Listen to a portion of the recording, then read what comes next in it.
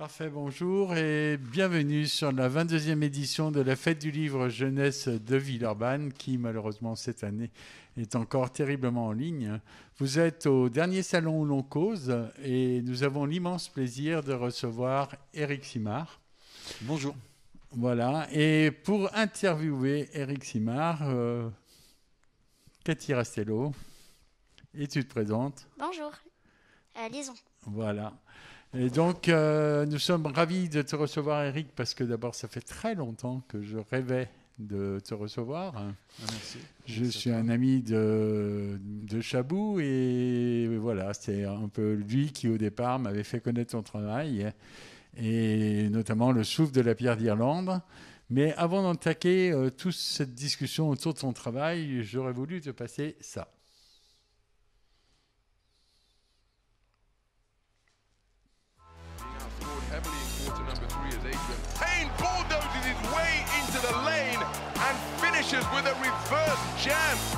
Là, c'est la LPLC Asvel, n'est-ce pas? En Seigneur, puisque nous sommes à Villeurbanne, une ville de basket. Mais diable, pourquoi passons du basket à Éric Simard?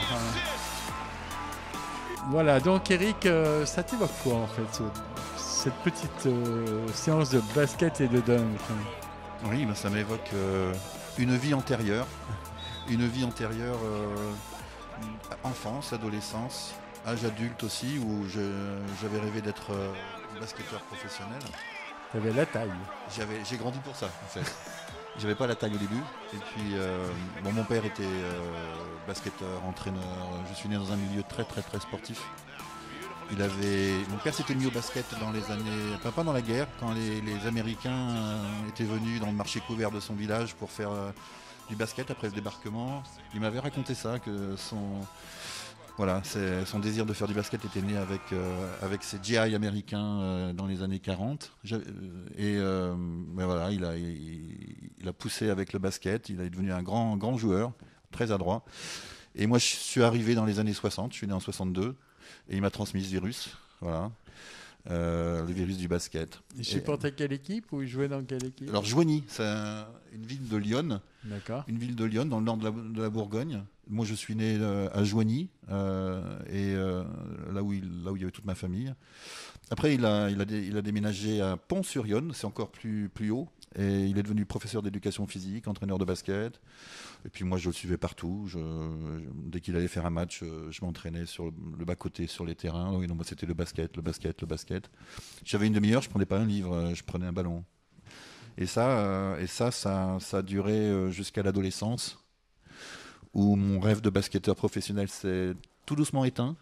Parce que je n'étais pas fait pour ça spécialement. J'avais pas le profil du guerrier basketteur. J'étais trop rêveur. J'écrivais pas des poèmes à la mi-temps, mais j'étais déjà dans mes histoires. Je savais que j'étais trop rêveur par rapport aux autres. Il me manquait le côté battant. Après, je me suis cassé le coude. Enfin, c'était compliqué.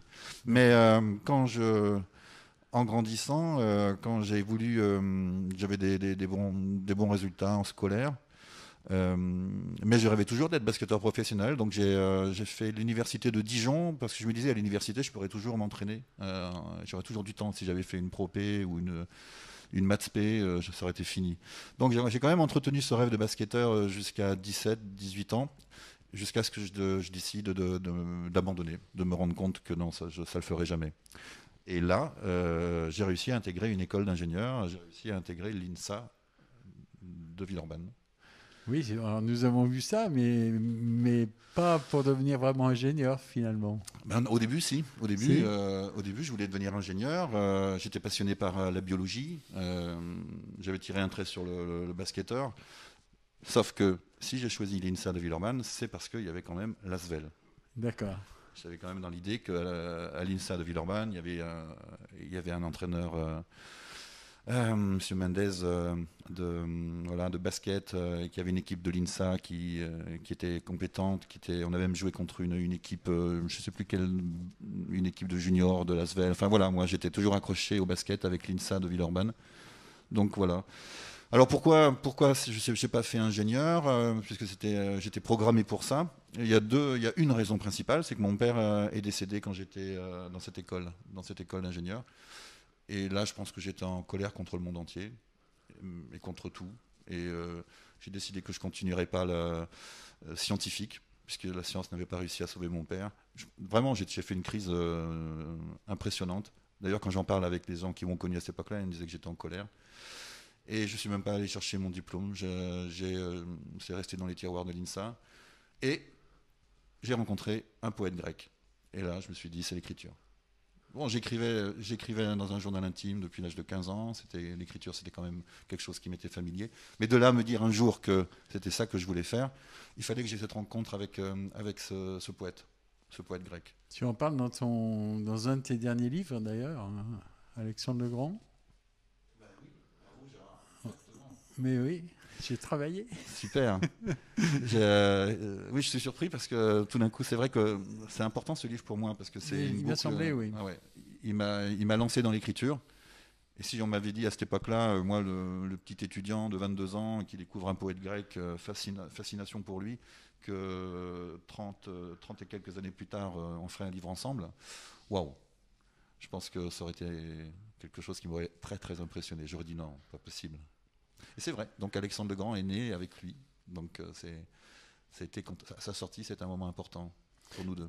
Il me semble que la poésie est importante pour toi.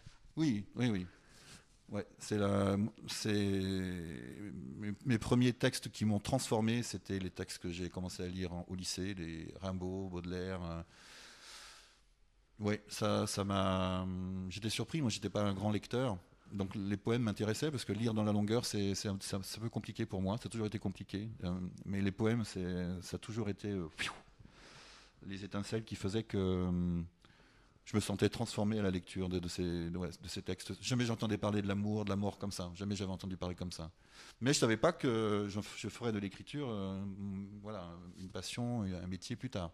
Simplement, je savais que ça me bouleversait. Je les apprenais par cœur, je les récitais dans la nature. Mais voilà, ça restait mon petit jardin secret. Mais quand est-ce qu'on commence à se dire je vais écrire et finalement je vais peut-être en faire ma vie?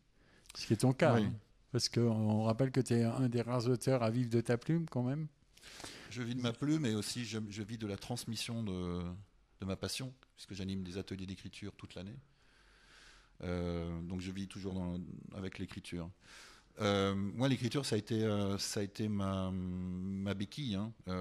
J'étais quelqu'un de très secret. Le monde des adultes, je dirais pas m'effrayait, mais je me sentais pas à l'aise avec les adultes. J'avais du mal à grandir au milieu des adultes. Et j'étais très secret. Et à un moment donné, c'est l'écriture qui... J'essayais de peindre, j'essayais de faire quelque chose pour exprimer ce que j'avais à l'intérieur de moi. Mais c'est l'écriture qui s'est imposée. Quand j'écrivais dans mon journal intime, ça allait mieux. Je me sentais mieux. Et ça a commencé à 15 ans, avec la rencontre des poètes.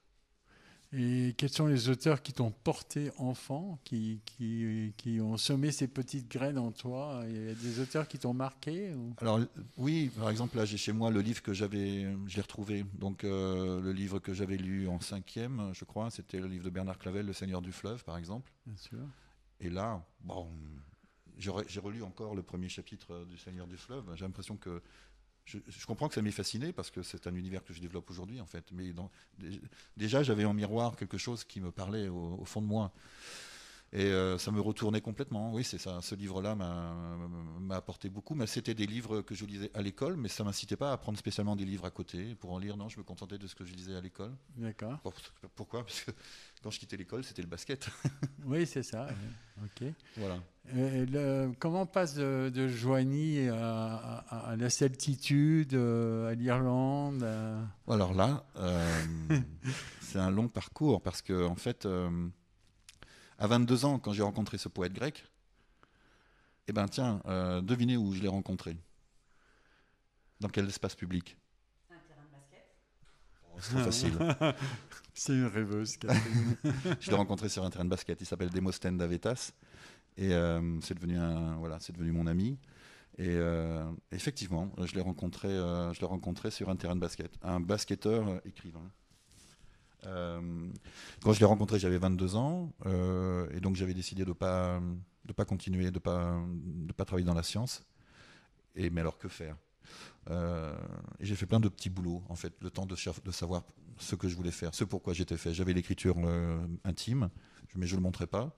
Et j'ai fait plusieurs métiers, et notamment j'ai travaillé dans une prison à Fleury-Mérogis. Et là, ça m'a permis de mûrir au sens, voilà, au contact de la souffrance des gens, des détenus, hommes, femmes, enfants. Ça m'a permis de savoir vraiment où j'en étais, moi aussi, au niveau voilà, de ce que j'étais intérieurement. Et puis en plus, ils écrivaient des poèmes qui me le donnaient pour que ces poèmes sortent de la prison. Enfin, c'était incroyable.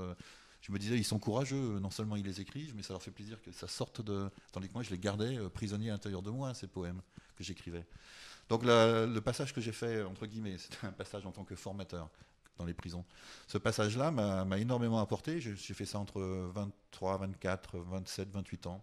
Donc sur Fleury-Mérogis à Paris.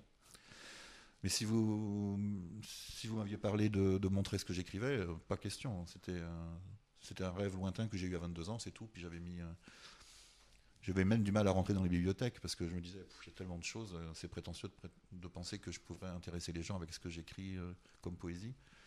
Et pourquoi c'est arrivé en Bretagne, comme tu dis, la solitude, c'est parce que à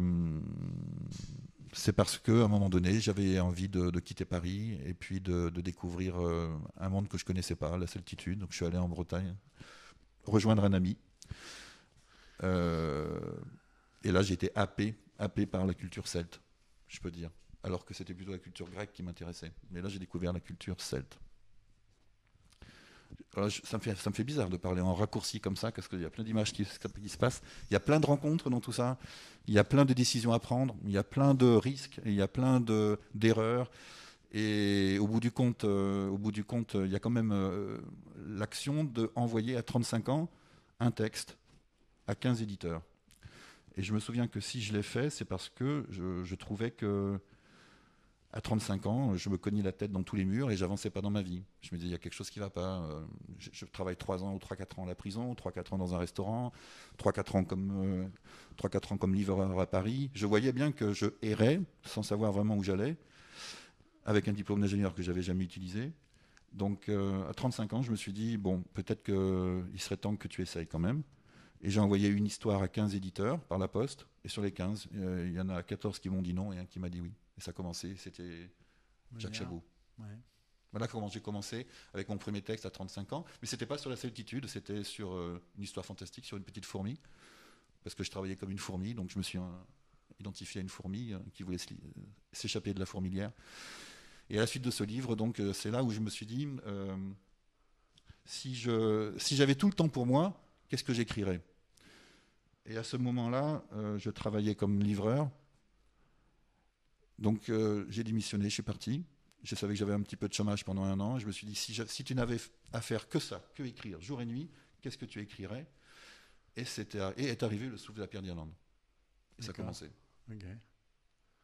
Je veux bien qu'on revienne juste un peu sur la prison, non pas parce que j'ai moi-même été visiteur prison et j'ai amené beaucoup d'auteurs en prison. Très bien. Et c'est vrai que c'était un échappatoire pour eux qui était assez exceptionnel. Bon, je me rappelle de Jean-Noël Blanc notamment, de José Giovanni ou Alphonse Boudard, où effectivement on arrivait à mener des ateliers d'écriture et à leur faire sortir des choses, quoi. Et c'était un moment absolument incroyable. Voilà, on l'a un peu lâché. J'espère qu'on continuera et j'espère qu'on continuera à porter la parole, mais c'est vrai que c'était pour moi vraiment important. J'ai beaucoup travaillé dans les prisons de jeunes femmes, avec des petits bouquins de Thierry Magnier, avec très peu de pages, mais qui nous faisaient une année presque. Dans des maisons d'arrêt ou dans des les maisons centrales d'arrêt, oui. Dans des maisons d'arrêt ici à Montluc, et puis évidemment à l'époque à Saint-Paul, mais voilà, donc c'est relativement important pour moi. On va continuer avec un petit son.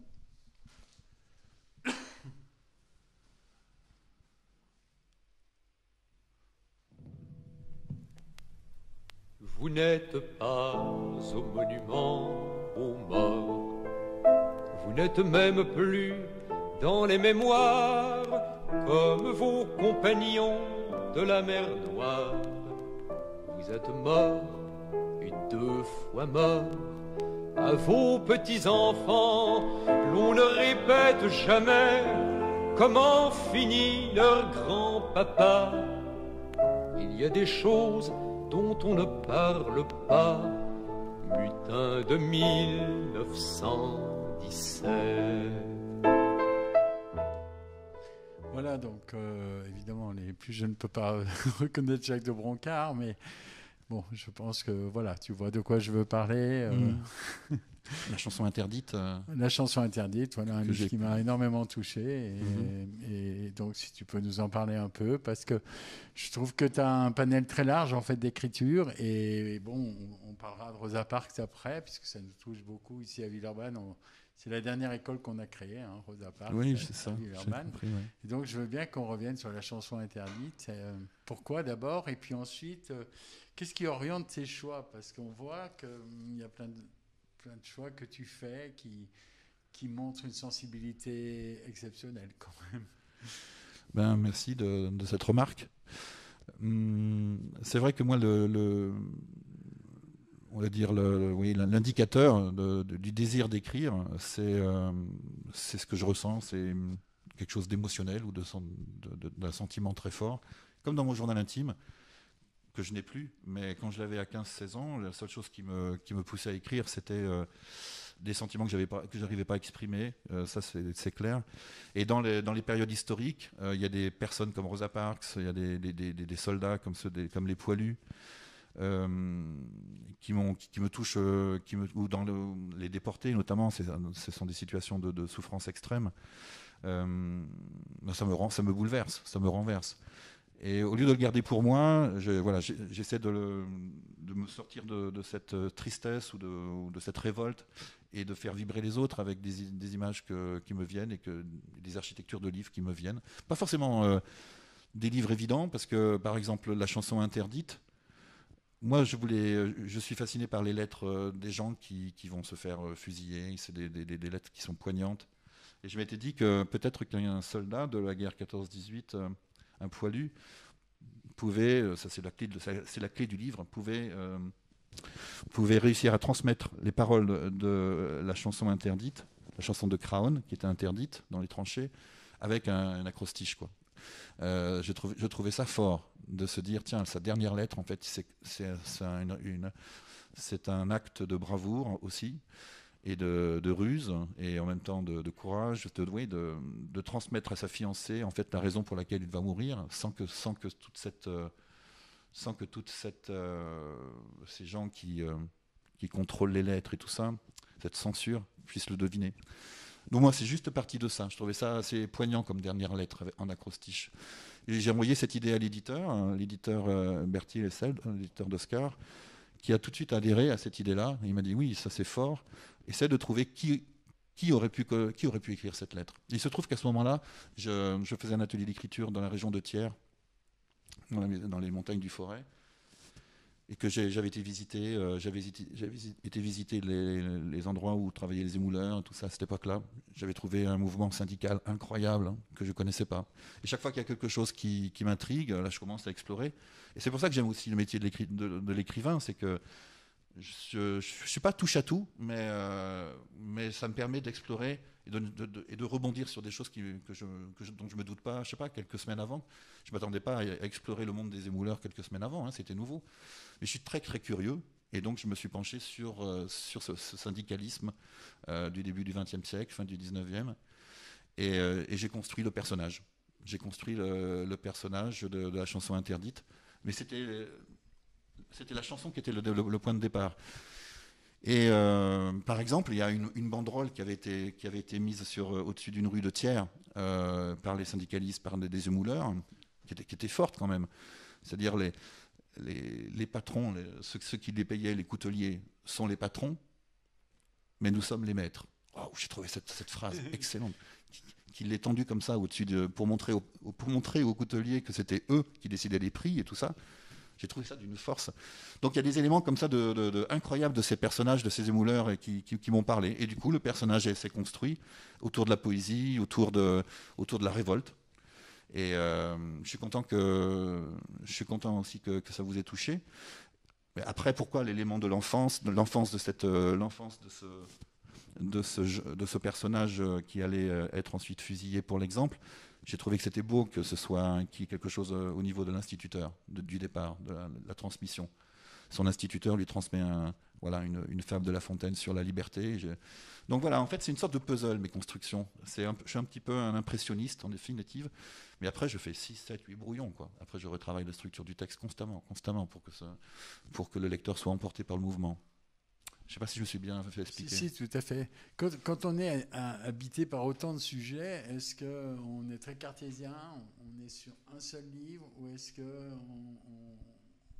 fait un peu l'un, et puis peut-être un peu l'autre, puis à un moment, on a plus envie finalement de se consacrer sur le projet numéro 1, parce que ça doit bouleverser à l'intérieur de la tête là, toutes ces envies, en fait.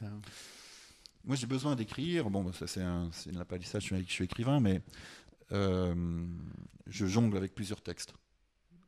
Au début, c'était un texte après l'autre. Maintenant, je fais 7, 8, 9, 10, 11, 12 brouillons. Je retravaille constamment. Entre chaque brouillon, pour oublier le texte, je passe sur un autre texte. Je jongle entre plusieurs textes. C'est comme ça que je fonctionne. Alors, ils se parlent entre eux, parfois, les textes. Je remarque que explorer par exemple la vie de Saint-Exupéry, ça m'a donné envie d'introduire un aviateur dans un des romans que je faisais en même temps. Enfin, voilà, ils communiquent entre eux. Mais je jongle avec plusieurs textes. J'ai besoin de ça, moi. Dès que je suis saturé par un thème, je m'en extrais. Et comme j'ai besoin d'écrire, j'explore un autre thème et je rebondis. Ça peut être des textes courts, des textes longs. En général, j'ai 3, 4, 5 textes en même temps.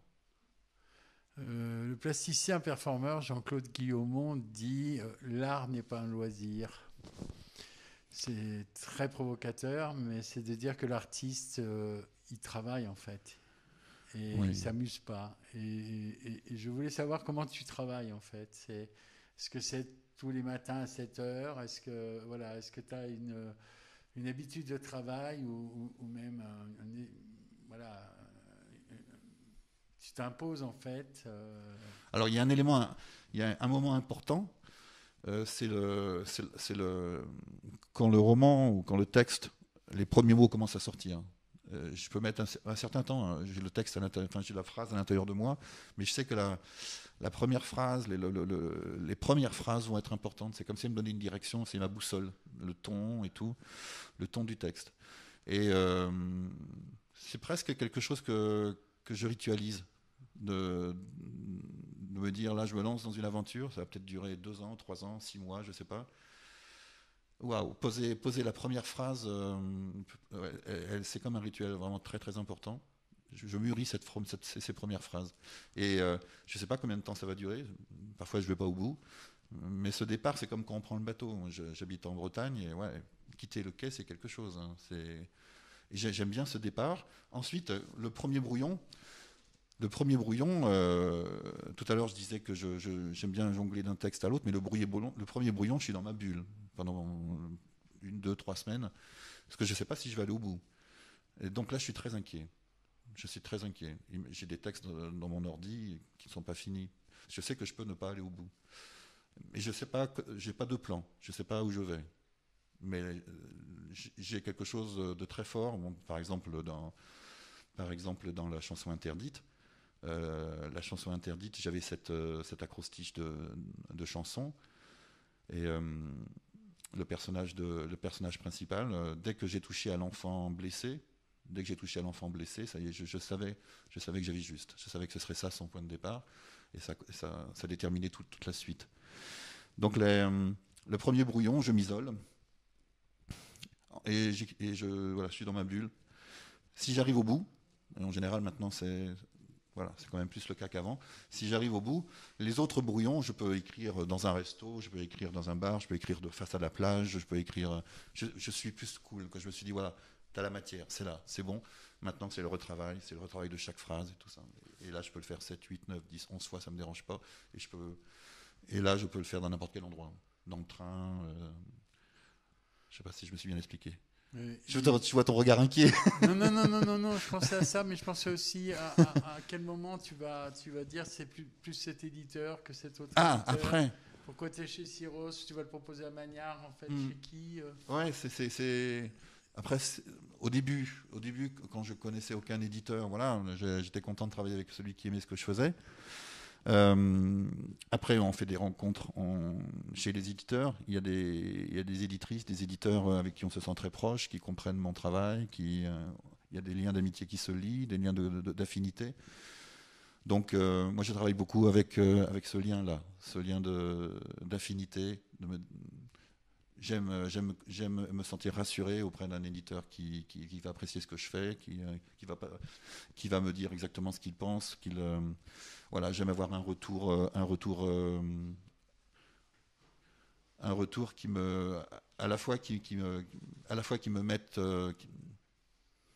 devant mes fragilités d'écrivain, avec aussi le tact qu'il faut. Parce que voilà, pour moi c'est un enjeu, c'est à chaque fois quelque chose, c'est pas évident de se faire refuser un texte par un éditeur qu'on aime, par un éditeur. Donc bon, ça c'est ma sensibilité. Mes livres, ça c'est fusionnel quand même. Hein. Oui, j'imagine. Donc voilà, quand je les donne, quand je les offre, c'est quelque chose quand même. Moi je me souviens avoir envoyé un texte une fois à un éditeur. Au moment où j'appuyais sur la souris, j'ai poussé un cri. Je me suis dit mais qu'est-ce qui t'arrive? T'es fou quoi. Mais en fait, voilà, je voulais pas me l'arracher, ce texte. D'accord. Bon, voilà, c'est... Bon, ouais. J'arrête là parce que je pourrais parler des heures, mais... Non, mais c'est bien, on est là pour ça aussi. Hein. Alors, mais voilà, je vois bien que le temps tourne. Juste un petit tombeau encore pour une question que je me pose, et puis une deuxième question, et après je vous laisserai la parole.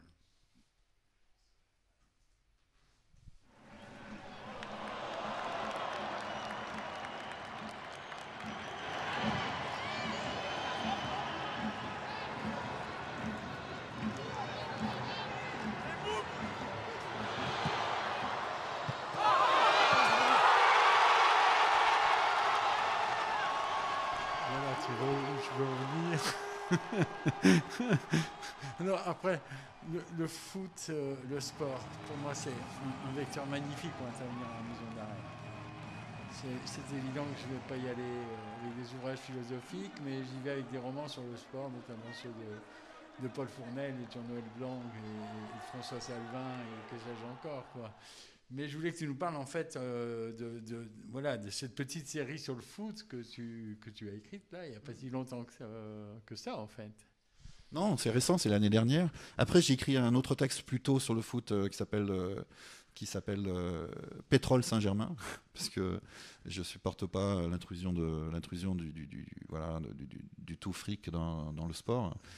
Moi, mon père m'a élevé avec des valeurs du sport et je le remercie parce que ces valeurs-là, voilà, ce sont mes bases hein, dans la vie. C'est le respect de soi. Voilà.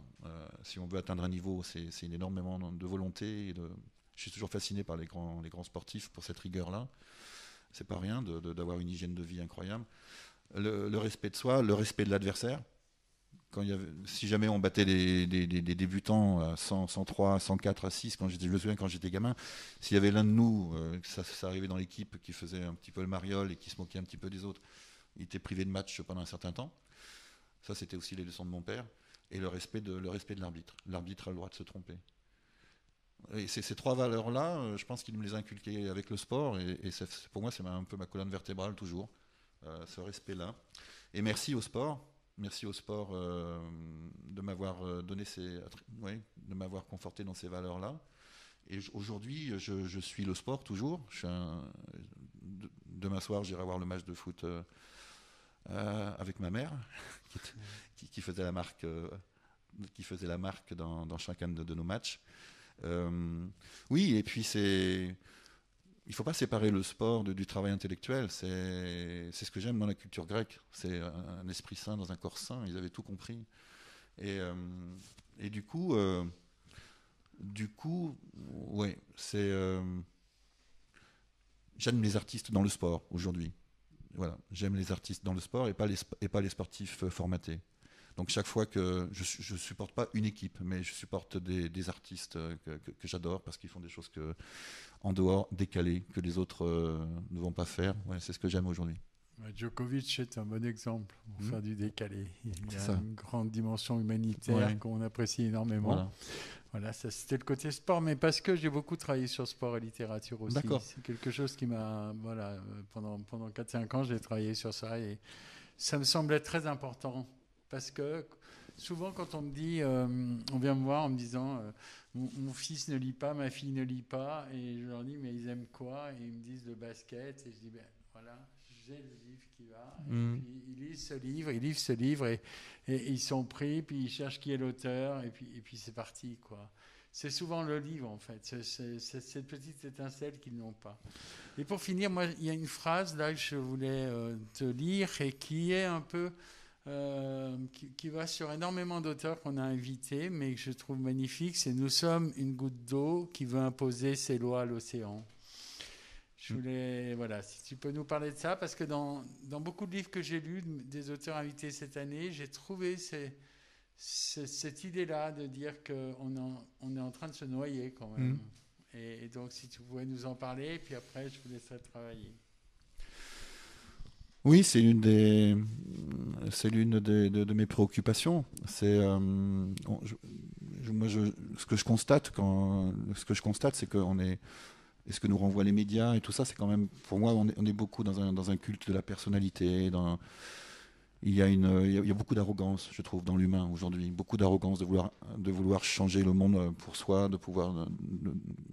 alors que on sait que nos enfants, nos futurs arrière-enfants et tout ça, vont devoir en supporter les conséquences. Je trouve qu'on est dans une époque où l'arrogance a quand même pris le dessus. C'est très prétentieux de vouloir changer les choses alors qu'on n'est qu'un maillon, on n'est qu'une goutte d'eau. Ça c'est vraiment installé en moi. Je préfère de loin Rosa Parks, des gens humbles, discrets comme ça, qui mine de rien, par des actes courageux au départ, sans le savoir, vont faire naître un Martin Luther King, vont faire naître... J'aime beaucoup ces personnages, entre guillemets, secondaires de l'histoire, parce qu'en définitive, ils portaient en eux la seule chose qui fait avancer, comme disait Martin Luther King, c'est l'amour actif, c'est-à-dire pas du tout l'arrogance, mais l'écoute, la compréhension, avancer avec, pas avancer contre ou par-dessus. Il y a une expression en ce moment que je trouve qui est dure à entendre. Souvent quand je vais dans des restaurants ou on me dit souvent, par exemple, un serveur qui me disait l'autre jour, alors là en ce moment on est sur du poisson, je supporte pas. On est sur quelque chose, mais non, on n'est pas sur quelque chose. On vient de travailler quelque chose, on vient de lui donner une nouvelle valeur, on vient de l'enrichir de parfums et tout ça. Et souvent, vous ferez attention, peut-être que vous l'avez remarqué, mais ça revient souvent dans les médias. Alors je suis en ce moment sur un thème, alors là je travaille en ce moment sur un tissu, non, il y a des petits signes comme ça qui montrent que notre époque elle est traversée par une forme d'arrogance et de supériorité qui moi gêne ma sensibilité. Parfait. Bon, je vais vous laisser la parole maintenant à vous là, hein. Et puis peut-être juste, mais à un moment, peut-être revenir sur cette première journée d'intervention à Villeurbanne. Voilà, je vous laisse, je ne sais pas comment, voilà, qui des deux va commencer. Très bien. On portera ça aussi par des petites diffusions d'images. Disons, tu as été patient, tu as écouté, tu as entendu plein de belles choses. J'espère que ça t'a inspiré. Et on va te laisser un peu la parole pour voir un petit peu ce que tu as demandé à Eric. Alors, je m'appelle Lison, j'ai 11 ans, je suis dans la classe de Madame Rassello en CE2-CM2. J'ai lu tous vos livres et vraiment, j'ai beaucoup aimé. Parce que moi, je suis habituée à lire des gros pavés de livres comme Harry Potter. Et en voyant ces petits livres, j'ai vraiment accroché. Tu étais surprise, tu pensais pas que tu allais accrocher autant. Quand je lui ai apporté ces mini-livres, elle a dit « mais je vais les lire en quelques secondes ». Oui. Oui. Oui, et tu disais que la longueur, enfin la brièveté du texte t'as pas fait peur. Tu es rentré tu t'es dit bon, je vais le déguster ou je vais le lire comme ça, sans que. Et tu as été surprise en fait de ce que tu as trouvé. Oui, ouais. Qu'est-ce qui t'a marqué, Lison ? Qu'est-ce qui a fait que tu as adoré cette série et qu'est-ce qui fait que la classe entière de CE2-CM2 est devenu complètement fan de Éric Simard? Je ne saurais pas trop dire. Il y a un texte, parmi les humanimaux, hein, c'est la série que tu cites. Hein. Par exemple, toi, il y en a l'un des textes que tu as préféré?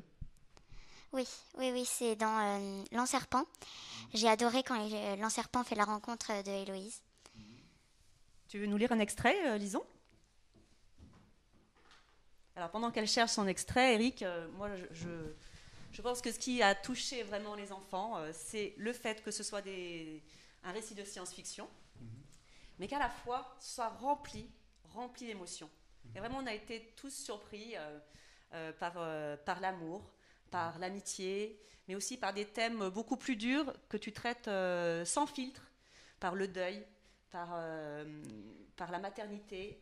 C'est des choses qui nous ont parlé, en fait, qui ont parlé à chacun d'entre nous. Et que ce soit chez les CE2 ou les CM2, vraiment, ça les a beaucoup touchés. D'accord. On a aimé ça. Et en fait, le grand défi, je trouve, c'est de parler des thèmes dont tu viens de parler sans tomber dans le simplisme. Alors, j'espère écrire simple, parce que mon objectif, c'est de toucher aussi les enfants. Je dis aussi les enfants, parce que j'écris avec mon enfance, mais pas spécialement pour les enfants. Je sais que j'écris avec mon enfance. Peut-être parce que j'ai gardé intact quelque chose. Je ne sais pas pourquoi ça s'est passé comme ça, mais d'ailleurs, les enfants, quand je rentre dans une classe, en général, assez vite, ils pensent que j'ai le même âge qu'eux, parce qu'ils me tutoient, ils m'appellent. Et puis bon, je me rends compte que quand je sors, ils en sont persuadés, parce qu'il y a quelque chose qui se passe. Bon, ça, c'est quelque chose que j'ai découvert. C'était pas voulu. En tout cas, je l'ai pas cherché. J'ai même freiné des deux pieds pour faire rencontrer les lecteurs au début. J'avais peur de rencontrer les lecteurs. Et la première fois que j'ai rencontré les enfants, je me suis dit waouh. Mais en fait, il y a ça derrière l'écriture. Il y a aussi transmettre aux enfants. Et moi, j'aurais aimé rencontrer Bernard Clavel le jour où j'ai lu Le Seigneur du Fleuve. Waouh, si on m'avait dit que 15 jours après, je le verrais, waouh, ça aurait été énorme. Peut-être que j'aurais été complètement muet, d'ailleurs.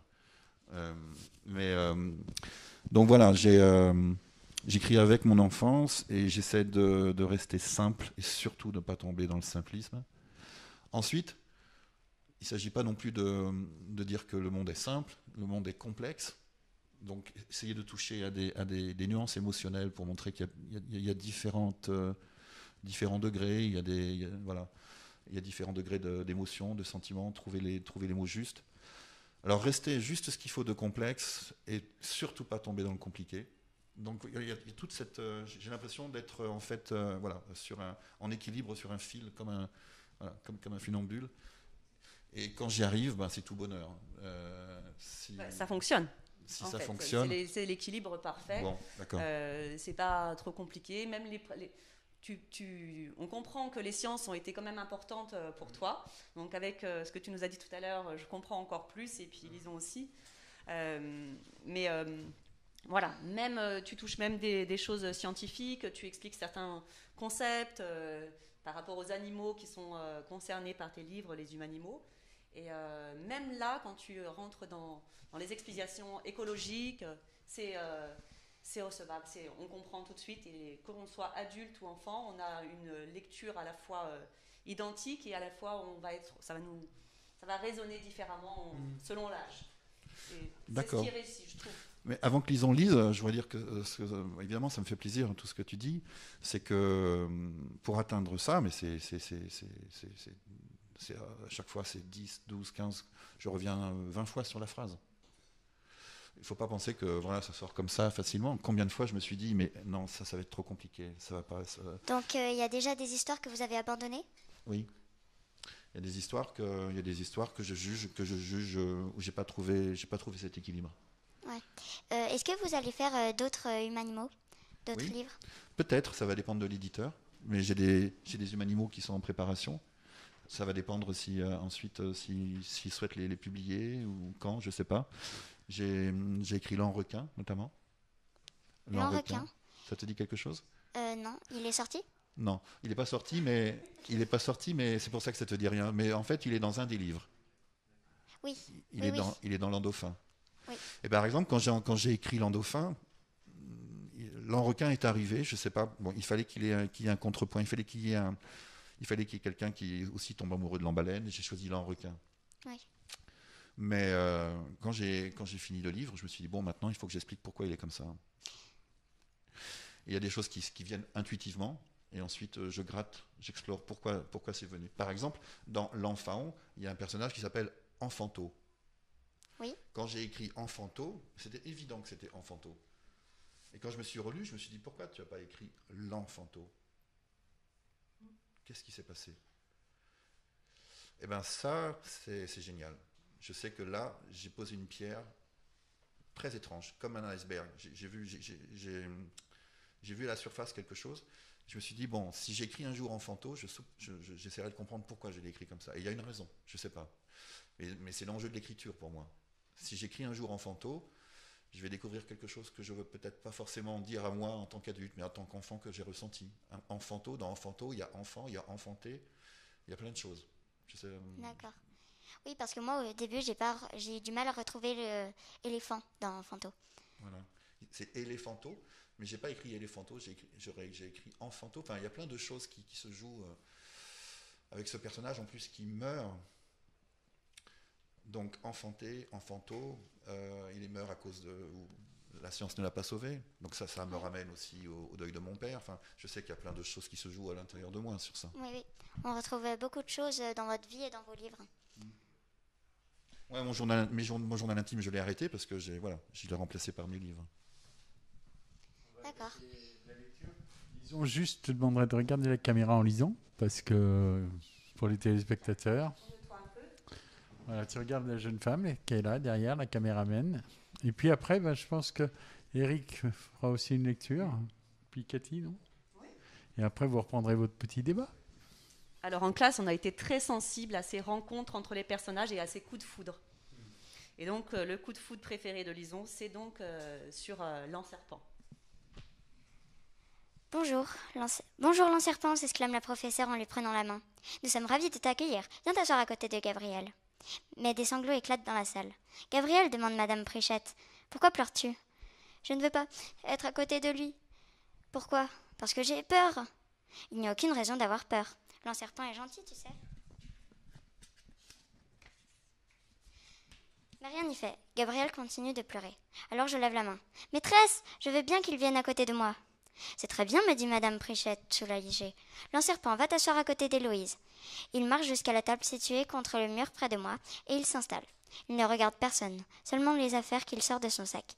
La professeure reprend son cours. Soudain, j'entends l'enserpent faire « Sss » dans ma direction, comme s'il voulait me menacer.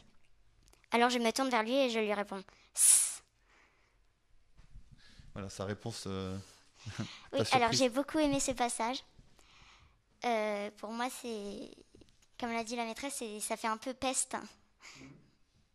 Ce côté-là? Oui. D'accord, donc ça fait écho avec quelque chose. Ah, excusez-moi. J'étais pas dans mes pensées. Oui, c'est le côté peste d'Héloïse ou qu'est-ce que tu veux dire par là? Sa réponse un petit peu Oui. à l'enserpent, elle aurait pu avoir peur? Oui. Moi, je pense que j'aurais eu peur. Du coup, ça m'étonne. D'accord. Ça m'étonne et en fait, je trouve qu'elle a bien réagi. Très bien, d'accord. Moi, je vais peut-être lire, ou on peut attendre, ou je fais maintenant, lire un passage. Je vais lire un passage de L'Enphant, qui est le premier texte que j'ai publié dans la collection en 2010. Et c'est le succès de ce texte qui m'a amené à élargir la série, à écrire d'autres. Parce qu'en fait, quand il a eu plusieurs prix, ce livre. Et quand j'ai rencontré des classes, ce qui m'a surpris, c'est que quand j'entrais dans les classes, rencontrer les enseignants, rencontrer les élèves, ce qui me surprenait, c'est que déjà, les murs étaient tapissés par les humains-animaux créés par les enfants. Et ça s'était jamais produit avec mes autres livres. Et ça a duré 2010, 2011, 2012, 2013. Je rencontrais souvent des classes et je voyais tous ces humains-animaux au tableau. Je ne sais pas si toi, tu en as créé un.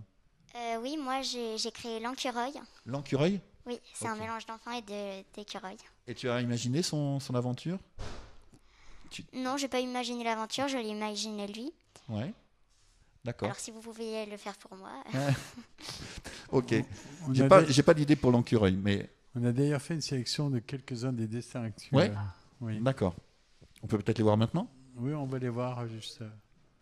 Non. Alors après, voilà. Après Stéphane les cherche, mais D'accord. Voilà, il va les chercher pendant que tu lis. Bon, ben alors je vais lire le passage de l'Enfant, qui est donc le premier texte que j'ai écrit, qui raconte l'histoire d'un enfant différent, qui essaie de s'intégrer dans une classe, qui a sa propre richesse, et qui a aussi une force intérieure incroyable. J'aime beaucoup l'illustration, j'aime beaucoup la couverture. Il y a énormément de sensibilité dans son regard. Le regard, les yeux, c'est les portes de l'âme. Est-ce que vous avez pu choisir l'illustrateur? Non, c'est l'éditeur. Les éditions Syros qui ont choisi Stéphanie Hans, qui travaillait déjà sur la collection de science-fiction, Soon. Et c'est elle qui a fait ce premier dessin. Et donc il y a beaucoup de sensibilité dans le regard de l'enfant. Et en même temps, il le regarde fixement. Donc il a une force intérieure. Donc j'étais très content de cette illustration. Donc je vais lire un passage où l'enfant risque d'être exclu de la classe parce qu'on se rend compte qu'il a du mal à s'intégrer et qu'il a du mal à apprendre. Il est beau en poésie, mais pour le reste. Et une petite fille est amoureuse de lui dans la classe, elle s'appelle Leïla, c'est elle qui raconte l'histoire. Et à un moment donné, un inspecteur arrive pour décider si l'enfant restera ou pas dans la classe. Donc c'est un moment de tension parce que vous allez voir que la maîtresse n'a pas été avertie. Elle adore l'enfant, elle adore sa différence. Elle essaie de l'accompagner du mieux possible. Lui, c'est un animal parmi les humains. Et Héloïse raconte l'arrivée de cet homme, qui représente en définitive un danger. S'il est exclu, elle perd l'être qu'elle aime. Un jour, un homme en costume est entré dans la classe et s'est assis au fond pour écouter le cours. À voir la mine de la maîtresse, elle n'avait pas été avertie. On a su plus tard qu'il était inspecteur et qu'il était venu décider si l'enfant pouvait être maintenu ou non dans notre école. Comme à son habitude, l'enfant est resté muet dans son coin. Il ne se doutait pas que l'homme était là pour le noter. La maîtresse était nerveuse et l'inspecteur très perplexe. Juste avant de nous quitter, il s'est approché de l'enfant qui contemplait la forêt. Il lui a annoncé « Dis donc, petit, tu t'ennuies ?» L'enfant s'est tourné vers lui et a répondu « Non. » « Alors pourquoi tu t'intéresses à ce qui se passe dehors plutôt qu'au cours de ton institutrice ? » « Je pense au poème que j'ai écrit hier. » L'inspecteur a interrogé la maîtresse.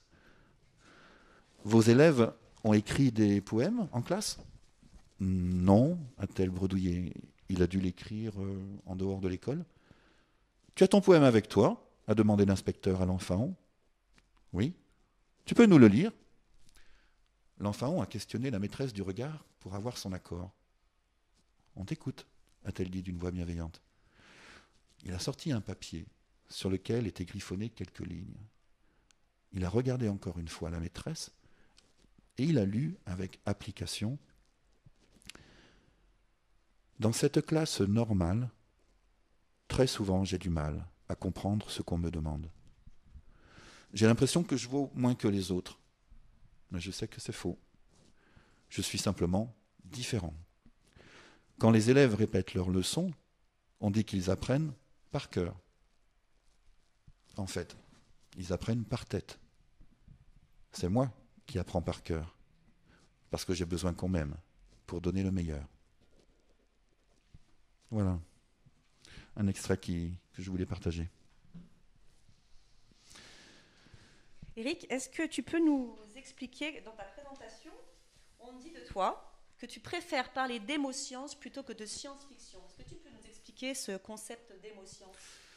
Ben, oui, c'est exactement ce qu'on a dit tout à l'heure et que tu as dit, c'est-à-dire que placer l'émotion au centre, et la science gravite autour, mais le centre, c'est l'émotion. Donc science-fiction, ça... Oui, j'aime la science-fiction, mais le mot que j'ai trouvé le plus approprié à ce que j'écrivais, c'était l'émo-science. Et voilà, c'est pour ça que je l'ai indiqué à la fin. Ouais. Et c'est peut-être une petite revanche d'ailleurs, de me dire que j'ai quitté ce monde scientifique qui me paraissait froid, moi qui venais de perdre mon père avec une colère incroyable, je ne pouvais pas me concentrer dans mes expériences, je sentais que j'étais plus fait pour ça. Et ouais, je pense que tout d'un coup, des années plus tard, me dire, ben voilà, en fait, tout ce que je ressentais et qui m'a empêché de rentrer dans la science, ben en fait, voilà, par l'écriture, en fait, je peux relever le défi. Très bien. On est dans ces émotions-là. Je vais me permettre de faire une petite lecture aussi. C'est un hasard, hein, mais j'ai aussi choisi ce livre-là. J'ai choisi 3 extraits que j'aime beaucoup dans ce livre qui montrent le panel autour de l'amour, de différentes couleurs, une palette qui fait ton talent. Est-ce que papa aurait compris si je lui avais dit que j'étais tombée amoureuse ? L'amour, ça fait des bulles dans le cœur, ça allume des lucioles dans les yeux, ça soulève le vent dans les cheveux. Ce jour-là, tous les autres étaient bien peignés, sauf moi, qui avait de la folie dans les mèches. C'était le vent de l'amour. Donc là, autant dire que quand on lit ce genre d'extrait avec les enfants, quel que soit leur âge, ils sont transportés très loin. On a un deuxième extrait. Toujours la même petite fille amoureuse. J'avais de plus en plus envie de lui avouer mes sentiments. N'avait-il pas dit qu'il avait besoin qu'on l'aime pour donner le meilleur ? Et puis il avait posé sa main sur mon cœur. Malheureusement, ma timidité me paralysait. Quelque chose me rongeait à l'intérieur. Ça me faisait tellement mal qu'il m'arrivait de souhaiter de ne plus être amoureuse. J'aurais voulu que maman lessive mon cœur. Un bon lavage, un bon essorage, quelques heures sur le fil à linge pour faire tomber les dernières gouttes d'amour. Et je serais repartie avec un cœur tout neuf, comme avant, quand j'en avais pas encore rencontré l'enfant.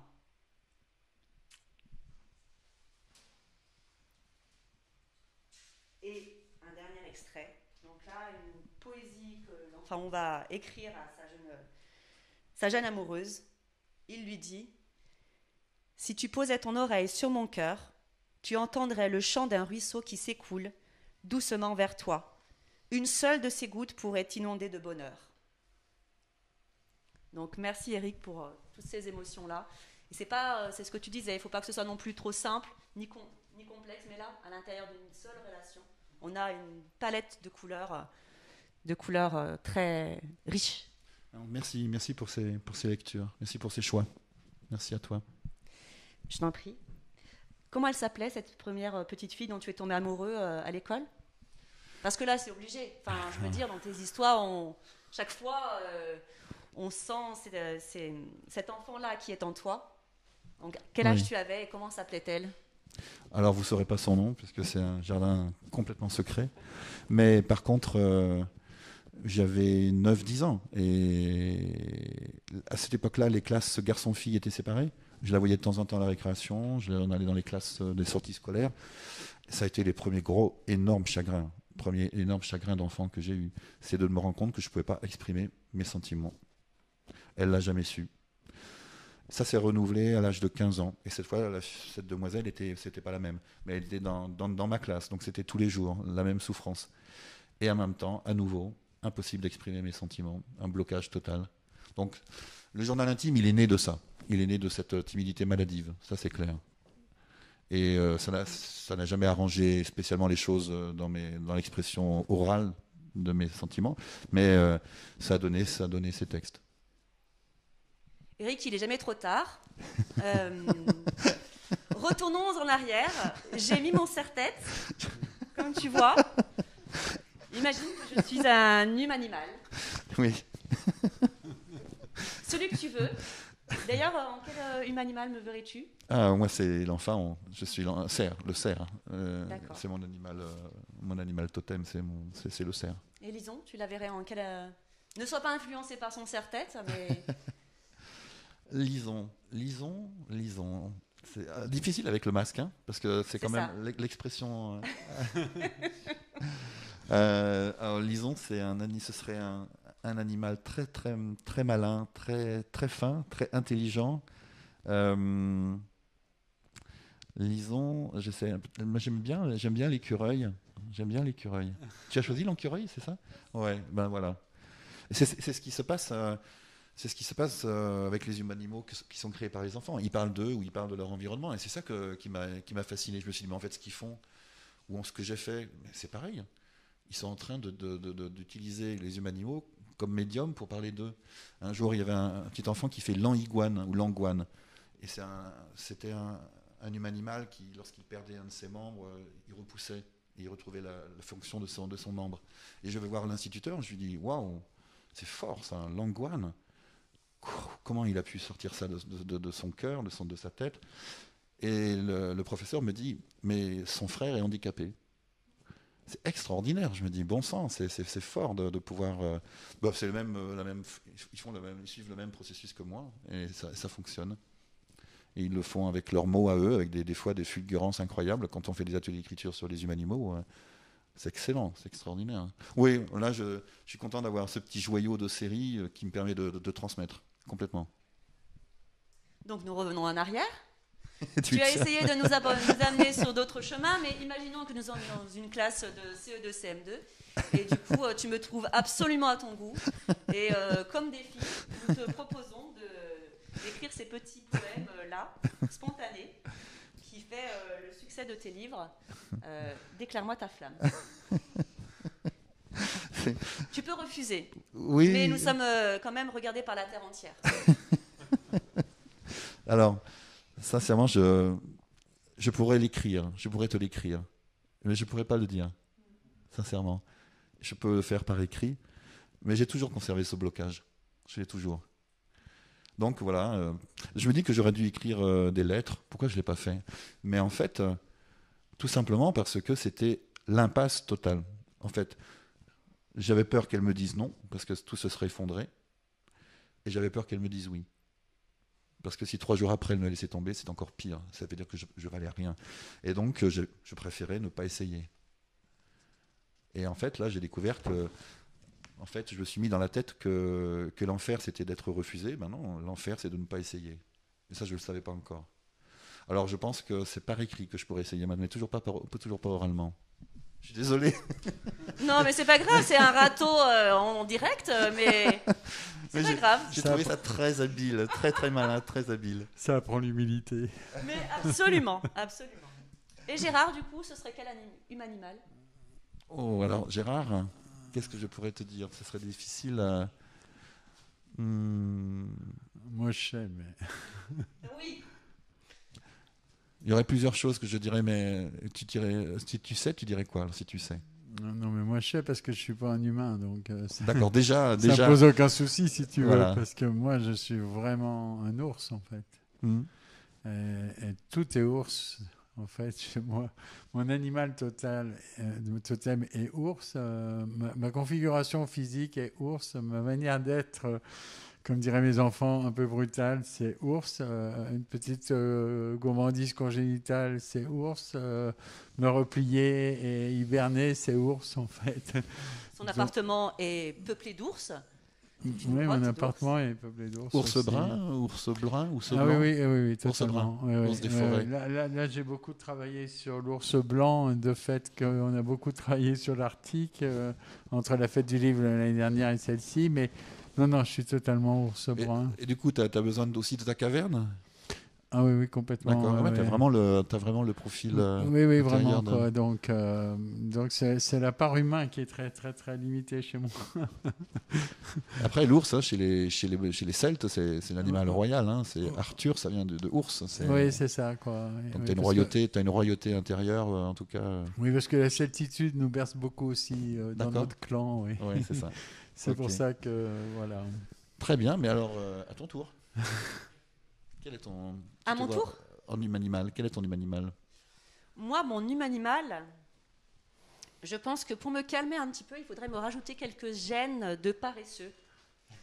Le paresseux, qui est l'emblème de la classe d'ailleurs. Voilà, c'est El Perezoso, en cours d'espagnol. Du coup, c'est une peluche qu'il se passe entre eux, et entre les CE2 et les CM2, quand ils ont un petit chagrin, quand ils ont besoin d'un peu de courage, ou pour leur faire plaisir. Donc, d'accord. Le paresseux, c'est quelque chose qui me permettrait un petit peu de me poser pour profiter un peu de la vie, sans être excité, sans courir de partout. Besoin de ça, besoin de cette paresse tranquille. C'est ça. D'accord. L'emparesseux, je l'ai intégré dans un humain animal que j'ai appelé l'emphasme. C'est son copain, l'emphasme. Et dans cette histoire, l'emphasme sauve. C'est le plus lent des êtres, en fait, des créatures. Et ce que j'aime comme idée, c'est que bon, il fait des câlins aux arbres. Je sais pas si tu es comme ça, si tu prends ton temps. Absolument. Voilà. Et comme une fois, une petite fille, c'était la récréation, j'ai regardé par la fenêtre. Je venais de parler un petit peu de l'emphasme que j'étais en train d'écrire. Et je regarde par la fenêtre, et puis je la vois, elle était étendue dans l'ombre d'un arbre. Je me suis dit, waouh, c'est beau. À l'ombre de l'arbre, carrément. Tous les autres s'agitaient autour, et elle avait décidé de s'allonger sur le dos, elle écartait les bras. Et elle faisait comme l'emphasme, et communiquait avec l'arbre. Dans mon histoire, l'emphasme, oui, les Américains, ils ont instauré le sauveur du monde, c'est Spider-Man, c'est Superman, c'est la vitesse. Et l'emphasme qui bouge à 2 à l'heure va sauver quelqu'un. Cette idée-là, je la trouve tellement drôle. Donc, j'évoque l'emparesseux dans ce livre, c'est pour ça que j'en parle. Il n'est pas sorti encore. Non, il est écrit. Peut-être que je la transformerai, si c'est compliqué à le publier, je verrai. Mais j'aimerais bien qu'il sorte. Vous avez encore plein de livres en file d'attente. J'en ai beaucoup. Puis c'est pas les animaux qui manquent. Mais il suffit que y ait un écho avec mes émotions d'enfant, mais pour que c'est ce qui se passe avec l'emphasme. C'est ce qui passe avec l'emphasme, c'est ce qui se passe avec l'enrequin. La part d'ombre qu'on peut avoir en soi et que en tant qu'enfant qui nous effraie. Moi, je sais que j'avais peur de mes colères, j'avais peur de ce que j'étais capable de faire aussi. Donc l'enrequin, j'ai écrit là en attente l'encigale avec sa copine, l'enfourmi. Je supporte pas cette fable de pas pouvoir vivre de son art, d'être obligé de travailler comme la fourmi et puis donc je me suis vengé avec l'encigale. Et puis l'ensinge aussi que j'ai eu envie d'écrire. Donc j'en ai plusieurs. Voilà, j'ai plusieurs textes que j'ai écrits et qui sont en projet. Voilà. On va diffuser encore quelques images là et puis finir sur ça. Donc voilà, la question est en fait, ces rencontres en milieu scolaire te nourrissent-elles, te satisfont-elles et t'apportent-elles quelque chose? Si oui, quoi? Ou est-ce que quelquefois ça t'irrite, quelquefois, voilà, c'est un autre métier que celui d'auteur, c'est aller vers. Mais là, on avait été quand même assez étonnés de la qualité des dessins proposés. Oui, alors quand j'ai écrit, je ne pensais pas qu'il y avait tout ce versant de transmetteur. Je sais que en tant qu'intervenant dans les milieux scolaires, il y a d'abord une collaboration avec l'enseignant qui est une alchimie qui est extraordinaire. Moi, je ne pourrais pas faire seul ce que je fais avec l'enseignant ou l'enseignante. Il structure les enfants. En amont, il y a un gros travail. Quand j'arrive, en fait, c'est comme sur un plateau, quoi. J'arrive avec mon univers, mais devant moi, j'ai des enfants qui sont déjà prêts, qui ont lu les livres, qui ont réfléchi. Aujourd'hui, j'ai passé 3 rencontres extraordinaires, vraiment. Je ne savais pas qu'il y avait ça derrière l'écriture. Comme je disais tout à l'heure, moi j'ai refusé d'intervenir au début. Je disais non, j'écris pas pour rencontrer les lecteurs, ça me terrorisait même. Mais je ne savais pas que les lecteurs c'était des enfants. Et que les enfants, bruts de pommes, sans méchanceté, allaient me dire des choses incroyables. Dans les humains animaux, il y a des enfants qui m'ont parlé de quelques éléments des humains animaux. Et grâce à eux, j'ai compris d'où ça venait, pourquoi j'avais écrit ça. Et j'en avais pas été conscient quand je l'avais écrit. C'est incroyable. Donc les enfants me nourrissent, je les nourris. Étant donné que j'ai écrit un certain nombre de textes, c'est jamais les mêmes rencontres, c'est jamais les mêmes enfants, c'est jamais les mêmes enseignants, c'est jamais pareil. On pourrait craindre ça, mais pas du tout. À chaque fois, je dis des choses différentes. Il y a des enfants qui ne parlent pas du tout, ils parlent avec leurs yeux. Enfin, il se passe quelque chose que... Ça m'a manqué, là, pendant les mois qui sont passés. Ça m'a manqué. J'imagine bien, oui. Eh bien, voilà, écoutez, merci. C'était la première rencontre du dernier salon où l'on cause. Et merci à vous 3. Merci à vous. Ce fut un beau moment. Merci beaucoup. Merci à l'Encureuil, merci à l'Ours, merci à l'Emparesseux. Et merci à toute l'équipe technique et à Cécile Guillot qui nous a permis de mettre ça au point.